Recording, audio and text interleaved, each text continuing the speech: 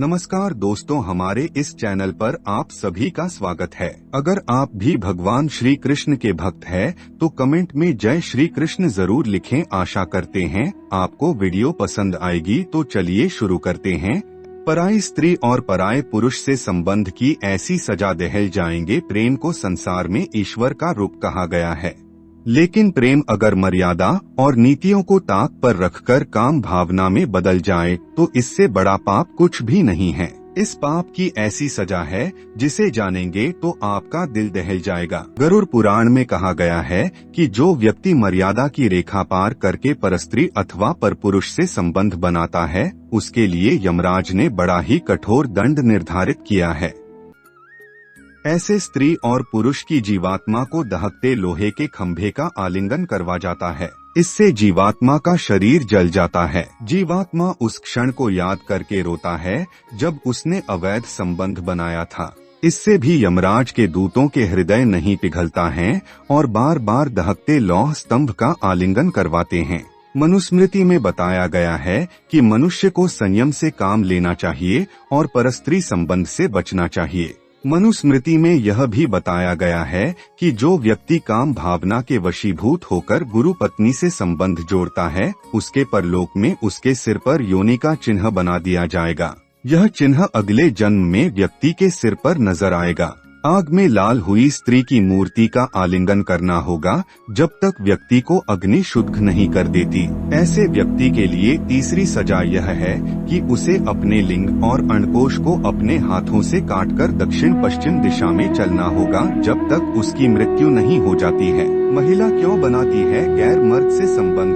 प्रेम को संसार में ईश्वर का रूप कहा गया है, लेकिन प्रेम अगर मर्यादा और नीतियों को ताक पर रखकर काम भावना में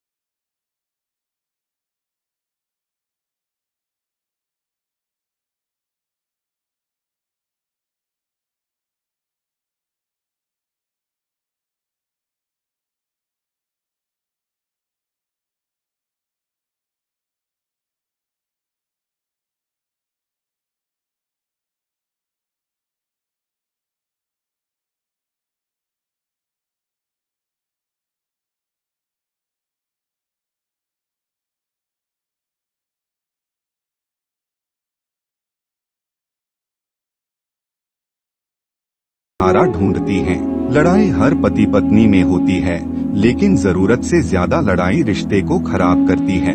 अगर दोनों की आपस में बिल्कुल नहीं बनती तो जाहिर सी बात है कि दोनों संबंध बनाने से भी कतराते होंगे।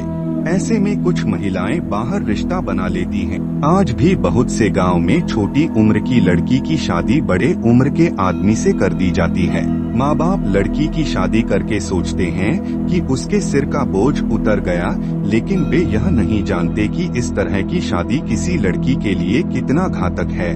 शादी के बाद वह ऐसे मर्द के साथ खुश नहीं रह पाती क्योंकि वह उसकी मंशाओं को संतुष्ट नहीं कर पाता, न ही दोनों की सोच मिलती है। ऐसे में महिला का किसी और पुरुष की ओर आकर्षित होना लाजमी है। किसी भी लड़की की शादी समान उम्र के लड़के से न करना एक बहुत बड़ी समस्या है। लड़की की शादी चाहे छोटे उम्र के लड़के से हो या अधिक बड़े उम्र के लड़के से, दोनों ही स्थिति में लड़की ही परेशान होती है। अयोग्य शादी के कारण पुरुष को तो इससे संतुष्टि मिल जाती है, लेकिन स्त्री को इससे संतुष्टि नहीं मिलती। स्त्री को संतुष्टि न मिलने के कारण स्त्री दूसरे पुरुष के साथ संबंध बनाने पर मजबूर हो जाती है। पैसे की ललक और चाह में भी महिलाएं किसी अमीर शख्स से नाजायज संबंध बनाने के लिए तैयार हो जाती हैं।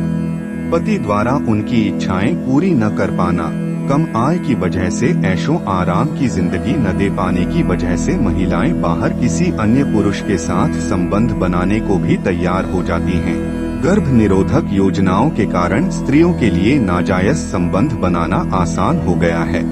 इसका कारण यह है कि पहले जब गर्भ निरोधक साधन उपलब्ध नहीं थे तो स्त्री गर्भ ठहरने के डर से नाजायज संबंध बनाने से डरती थी, लेकिन अब तो प्रेगनेंसी रोकने के लिए बाजार में ऐसी बहुत सारी चीजें मौजूद हैं। ऐसे में वह निसंकोच बाहर संबंध बनाने के लिए आजाद होती हैं। लोग अक्सर यह सोचते हैं कि इस देश में यदि पश्चिमी देशों की तरह नियम होते तो कितना मजा होता और संबंध पर किसी प्रकार की कोई पाबंदी नहीं होती। पश्चिमी देशों में अधिकांश युवक युवती आनंद प्राप्त कर चुके होते हैं। वहाँ स्त्री पुरुष एक को छोड़कर दूसरे के साथ शादी कर लेते हैं। उनके वैवाहिक संबंध भी थोड़े दिनों में ही टूट जाते हैं। फर्क इतना है कि वे लोग इस तरह के नाजायज संबंध को उछालते नहीं हैं। इस तरह के संबंधों का भारत जैसे देशों में आना अपने आप में स्त्री को दूसरे पुरुष के पास जाने के लिए उत्साहित करता है। कई बार पति का अफेयर किसी और महिला के साथ होता है, जिसकी वजह से वह उसे कभी भी उस नजर से एक्सेप्ट नहीं करता, जिसकी वजह से महिला खुद को टूटा हुआ महसूस करती है, जिससे वह भी किसी और से प्यार की उम्मीद करती है और रिश्ता बनाती है। शादीशुदा जिंदगी को चलाने के लिए पति पत्नी के बीच प्यार और विश्वास का होना बेहद जरूरी है, लेकिन जब दोनों के बीच किसी कारण कड़वाहट बढ़ने लगती है तो यह स्थिति रिश्ते के लिए घातक बन जाती है। कई बार तो किसी न किसी कारण से शादीशुदा जिंदगी में तीसरे की भी एंट्री हो जाती है। हालांकि शादी के बाद कई पुरुष दूसरी महिलाओं के प्रति आकर्षित होने लगते हैं। हालांकि महिलाएं भी इन मामलों में पीछे नहीं रहती हैं। इसलिए हम आपको बताने जा रहे हैं कि महिलाएं किन कारणों से शादी के बाद दूसरे मर्दों की ओर आकर्षित होती हैं। कई मामलों में जब लड़की की मर्जी के खिलाफ दूसरे व्यक्ति से शादी करवा दी जाती है तो वो अपने पहले प्यार को भूल नहीं पाती है। अपने बीते हुए कल को भूल न पाने के कारण वह अपने नए पार्टनर से कभी भी भावनात्मक रूप से जुड़ नहीं पाती है और ऐसे में वह अपने पहले प्यार की ओर दोबारा से आकर्षित होने लगती है।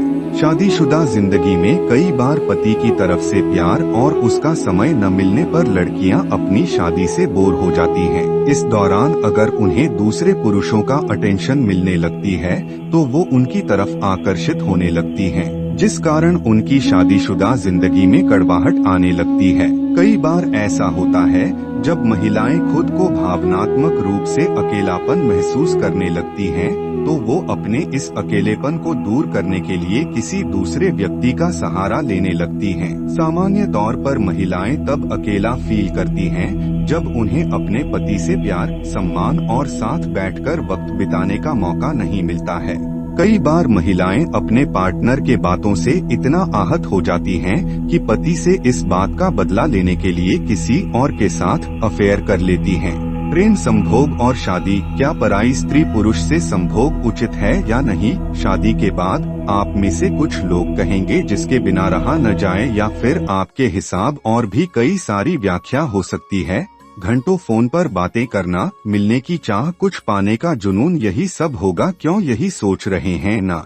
मगर ये सब लगाव है, एक अट्रैक्शन, एक जरूरत है, एक समझौता है, एक भूख है और कुछ भी नहीं। अरे वो तेरी वाली को उसके साथ देखा था, बस मोहब्बत खत्म और इंतकाम शुरू, वो बेवफा हो गया, या फिर और भी शब्द होंगे दिमाग में। मगर सवाल अब भी खड़ा है कि मोहब्बत का सही मतलब है क्या? आखिर मोहब्बत है क्या? मुझे पता है कि वैलेंटाइन बाबा को गए समय गुजर चुके हैं और आजकल ब्रेकअप का जमाना चल रहा होगा। बहरहाल आपको और ज्यादा बोर न करते हुए सीधे मुद्दे पर आते हैं कि मोहब्बत क्या है। तो आइए समझते हैं संभोग है क्या। संभोग एक ऐसी क्रिया है जिसमें आप संतान उत्पत्ति के लिए किसी स्त्री पुरुष से संसर्ग करते हैं, ऐसा रूढ़िवादी विचारधारा के लोग सोचते हैं। सत्य यह है कि संभोग एक आनंद की क्रिया है, एक जरूरत है, एक सांसारिक सुख को भोगने की एक आनंद है जो आपको संभोग से समाधि की ओर ले जाता है। संतान उत्पत्ति तो प्राकृतिक देन है जो कि इस आनंद से उत्पन्न हुई।